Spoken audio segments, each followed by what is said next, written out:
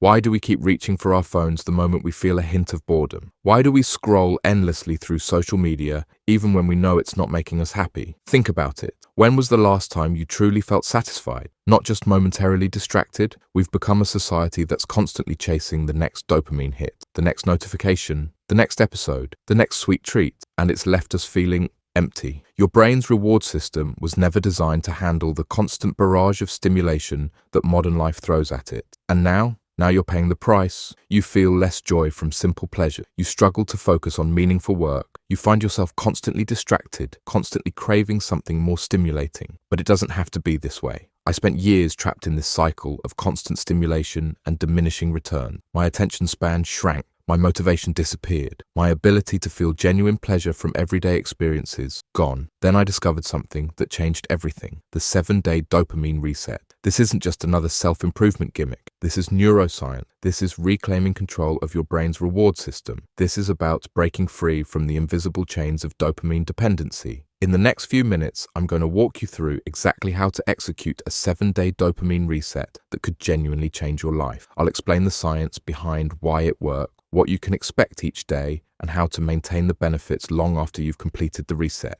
But first, let's understand what's really happening in your brain right now. Dopamine isn't your enemy. It's a neurotransmitter that evolved to motivate us towards survival behaviors, finding food, seeking shelter, connecting with others. The problem isn't dopamine itself. It's the way our modern environment has hijacked this system. Every notification, every like, every episode autoplaying, they've all been carefully engineered to trigger dopamine releases in your brain. And the more you expose yourself to these high stimulation activities, the more your brain adapts by reducing dopamine receptors. This creates a terrible cycle. You need more and more stimulation to feel the same level of pleasure, while activities that used to bring you joy now feel boring. Sound familiar? This is why you can spend hours scrolling through social media and feel worse afterward. This is why you can't seem to focus on reading a book anymore. This is why you feel restless when you're not being constantly entertained. But your brain has an amazing ability to adapt and heal, and that's exactly what the dopamine reset is designed to facilitate. So here's how it works, day by day. Day 1.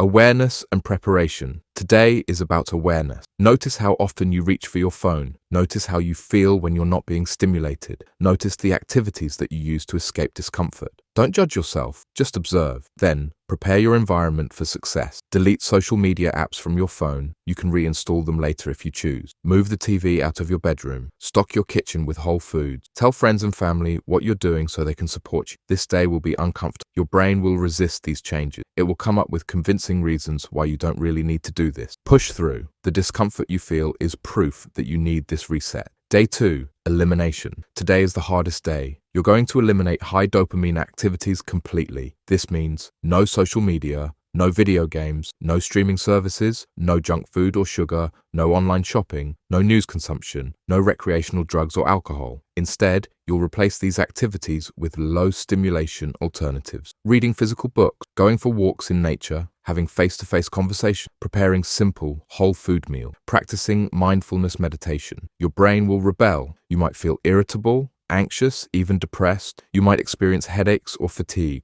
Remember, these withdrawal symptoms are temporary. They're signs that your dopamine system is beginning to reset. Day 3. The void. By now, you'll likely feel a distinct emptiness, a void where high stimulation activities used to be. This void is valuable. Sit with it. Experience it fully. Many of us have spent our entire adult lives avoiding this void, filling every moment with stimulation. But it's in this void that we reconnect with ourselves. It's in this void that creativity emerges. It's in this void that we remember what truly matters to us. Today, practice being present with simple activity. Feel the water on your skin during a shower. Notice the flavors and textures when you eat. Listen, really listen, when someone speaks to you. Observe the sensations in your body as you move. These practices might seem trivial, but they're rewiring your brain to find pleasure in everyday experiences again. Day 4. The turn. Something interesting happens around day 4. The withdrawal symptoms start to fade. You might notice moments of unexpected clarity or peace. Your brain is adapting. Dopamine receptors that were downregulated are beginning to recover. Today, introduce gentle sources of natural dopamine. Exercise moderately, enough to break a sweat. Spend time in direct sunlight. Accomplish a small, meaningful task. Connect with someone you care about. These activities release dopamine too, but in sustainable amounts that nourish your brain rather than overwhelming it.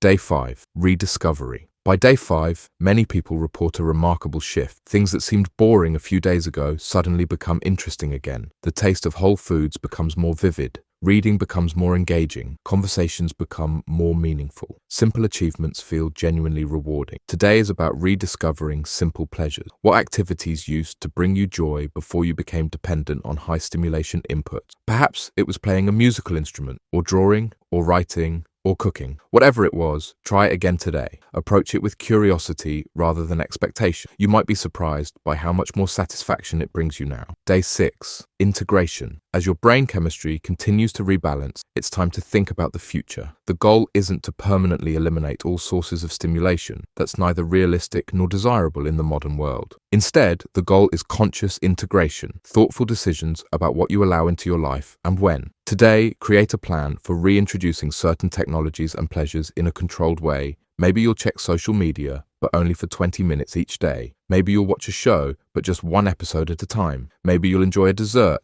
but as a special occasion rather than a daily habit. The key is intentionality. You decide when and how much. Not the algorithms, not the autoplay features, not the endless scroll. Day 7, reflection and commitment. On this final day, reflect on the changes you've experienced. How does your mind feel? Clearer, more focused? How does your body feel? More energetic, more rested? What activities have you rediscovered? What insights have emerged during moments of stillness? Now, make a commitment to yourself. This reset isn't meant to be a one-time event. It's the beginning of a new relationship with stimulation and technology. Perhaps you'll do a mini reset every weekend. Perhaps you'll maintain certain boundaries permanently. Perhaps you'll schedule a full 7-day reset every few months. Whatever you decide, write it down. Make it concrete. This is your declaration of independence from the dopamine economy that profits from your addiction. Now, let's address some questions you might have. Will this fix all my problems? Number, the dopamine reset isn't a miracle cure. If you're dealing with clinical depression, severe anxiety, or addiction, please seek professional help. This reset can complement professional treatment, but it's not a replacement. Will I have to give up technology forever? Absolutely not. The goal isn't to become a digital hermit. The goal is to regain control, to use technology as a tool rather than being used by it. What if I slip up during the 7 days? Don't beat yourself up. Just notice what triggered the slip. Forgive yourself and continue with the reset. Perfectionism is counterproductive here. Will the benefits last? That depends on what you do after the reset. If you immediately return to old habits, the benefits will fade. But if you maintain a more mindful relationship with stimulating activities, you can preserve and even enhance the benefit. Here's what I experienced after my first dopamine reset. I could read for hours without getting distracted. I felt genuine pleasure from simple meals. My creative thinking flourished. My sleep improved dramatically. My anxiety decreased. My relationships deepened as I became more present. But the most profound change was internal. I no longer felt like a puppet, constantly yanked around by cravings and notifications. I regained a sense of agency, a feeling that I was choosing my actions rather than reacting to external stimuli. That feeling of freedom, it's worth every moment of discomfort during the reset. So here's my challenge to you. Commit to these 7 days, not someday, not when it's convenient. Now, because your attention is the most valuable resource you have. And right now, it's being harvested and sold to the highest bidder. Take it back, reclaim your focus, rediscover what it feels like to be fully present in your own life. The next 7 days could change everything.